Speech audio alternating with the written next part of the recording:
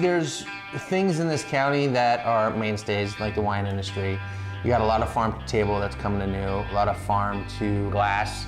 That's a new concept coming out right now. But I think with the distillery revolution, if you will, that's going on here, it really opens up this area to a different clientele, a different type of folk. We have a lot of people that come into the tasting rooms. The women drink the wine, the guys sneak away back here, like, I'm just gonna have a taste before I have to go back there. So it's pretty cool to have people come and hang out here. And now we're starting to get people to come strictly for the spirits, which is really cool. We don't really have an ideal market because everyone likes something different. With wine, you either like sweet wines, you like white wines, you like red wines. From there, you know, based on dollar bill, how much you want to spend on those wines. For spirits, because there's so many different types of spirits out there, you can create different spirits with different spirits to make one unique cocktail, like a Negroni is 3 different spirits coming together to make an awesome cocktail. And the Old Fashioned, one of the original cocktails, that was something that brought people together, and I think cocktails still bring people together. Wine brings people together in a different sort of way, but cocktails and spirits, I believe, bring people together uninhibited. Wine is once a year. You have a 3 to 4 month period of making wine. You can make it really good, you can screw it up and be screwed for the next couple years, or you can make a great vintage and rest your hat on that for the rest of your life. Wine is very subjective. You've got to deal with the vineyard, obviously, you've got to deal with the barrels, you've got to deal with climate, you've got to deal with a whole lot of things. Grain and grape and distilling is similar. The cool thing that we like, though, about distillation and this distillery is you can do it every day, 365 days a year. Yeah, you get your grapes in, you can do that, and you have your grapes that you can make your brandies within that 4-month period. But then when that's done, you can go out and you can harvest your grain and you can continue to cook and burn and make alcohol for the rest of the year.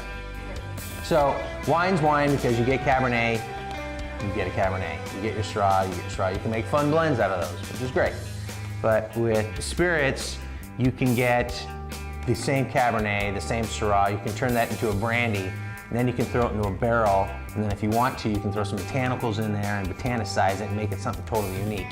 You can make bitters. We have bitters. We make white wine aperitifs. We make bitter liqueurs. We make a whole bunch of things. So for me and my creative side, because I like to design and build things, this falls right into that realm where I can design and build an awesome spirit that can go well by itself or go well with a cocktail. I think it's more engaging. The people in this industry are eclectically crazy, and you get a lot of characters coming in here. And frankly, the snobbery of wine kind of gets old after a while. We still get a lot of people coming in and critiquing everything that you do, and they have to analyze it. Here it's just fun, it's awesome. People still analyze it, but in a fun fashion. So, I don't know, we like both, but I think this is just for me, it's more creative, it's a better creative outlet for myself.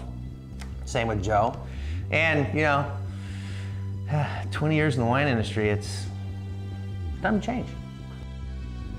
The fact that we're still dealing with prohibition type laws now in California is a struggle for us. Luckily, we just got our new Type 74 license, so we're able to sell everything that we make. But there's some rules and regulations that we have to follow that are still archaic and crazy, and hopefully those change. But the idea of creating something that was created back in the day that is still a cult classic and people love is what we like. So we do want to go to that throwback. We want to have those classic spirits, but we also want to make them a little bit more modern and new.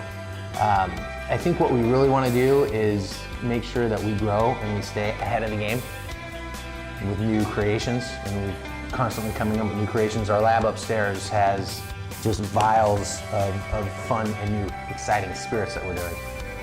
So we like the old and new. We like bringing it together, and obviously our tasting room is Prohibition-esque. We're still in construction, but we have a little bit of ways to go. But once it's done, it'll be dark and dingy and cool.